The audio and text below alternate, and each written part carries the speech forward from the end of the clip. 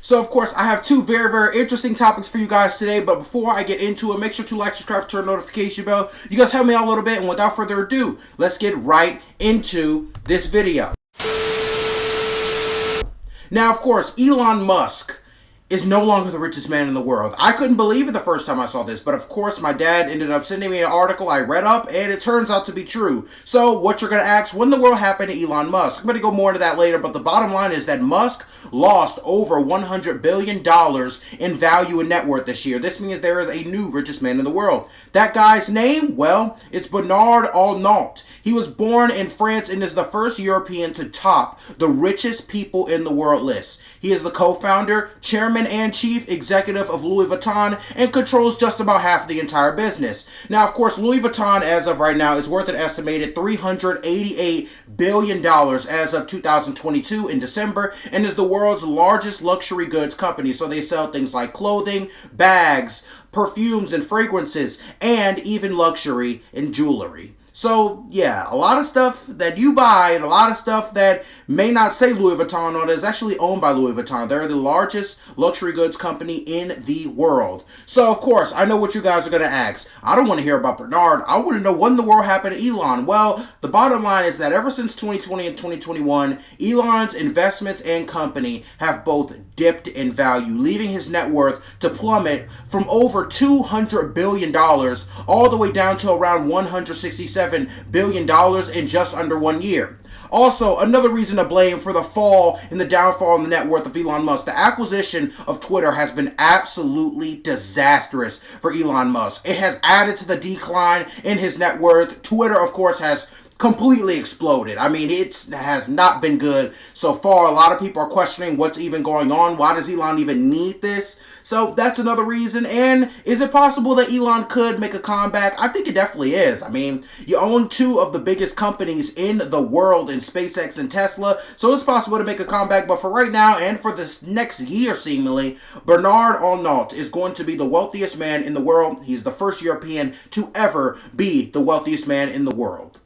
Now, of course, we're going to transition. We've got a huge topic right here. There are a lot of big baseball signings. Now, of course, I'm going to start off with who everyone wants to hear about. The New York Yankees. They signed Carlos Rodon to a 6-year, $162 million contract. He's been an all-star for the last 2 seasons, and the New York Yankees arguably have the best pitching room in baseball. You're talking about Garrett Cole, Carlos Rodon, and Nestor Cortez. All of these guys have been all-stars, and they are all some of the best starters in the entire league. Might be the best starting rotation in all of baseball up in New York. Now, of course, speaking of New York, the Mets, while they gained a lot, they ended up losing arguably the best pitcher in the league to the Texas Rangers. The Texas Rangers ended up signing Jacob deGrom to a 5-year, $185 million contract. When this guy is healthy, he is the best pitcher in the league. Now, do I think the Rangers are a playoff team?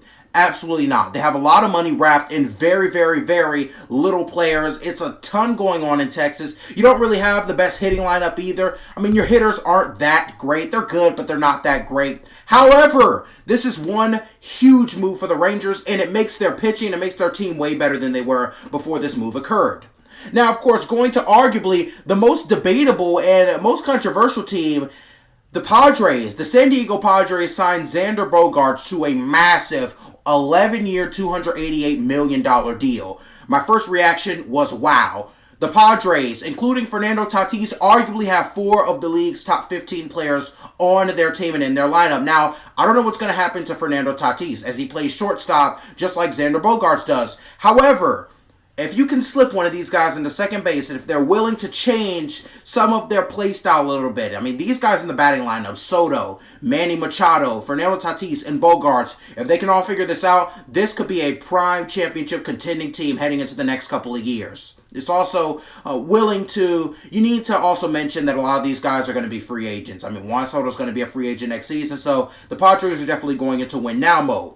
Now, of course, going down, the San Francisco Giants, they signed shortstop Carlos Correa to a 13-year, $350 million contract, one of the biggest contracts in baseball history. Now, a lot of people may see this as an overpay, and I am a lot of people. However, Carlos Correa 100% makes this team better. We all know the Giants were going after Aaron Judge, but Aaron Judge, of course, decided to stay on New York for a very, very long-term deal. However, the next best thing, Carlos Correa. I think Carlos Correa is going to do good. I don't think the Giants will see a major boost from this move, but they are definitely better than they were without Carlos Correa.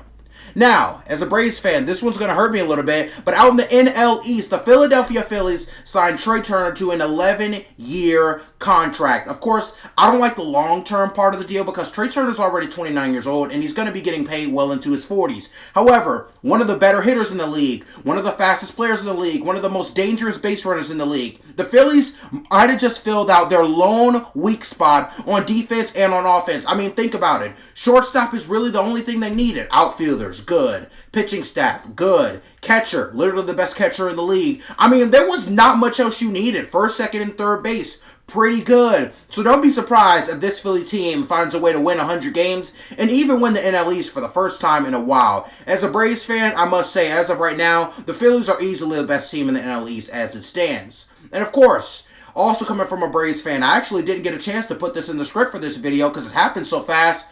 But Dansby Swanson will no longer be an Atlanta Brave. He signed what I want to say is a 7-year deal to the Chicago Cubs. Welcome to the Northside, Dansby. Absolutely stunning as the Braves just seemingly didn't offer him a contract. Dansby has a long-term deal, the long-term deal he deserves. I think he is a top shortstop in the league. So I'm really, really excited for Dansby Swanson. Had an amazing year. He's forever, forever a champion with us. So Dansby, if you somehow watch this video, man, I want to thank you for all you brought to the Braves. You were an amazing player, and I wish you the best of luck up in Chicago.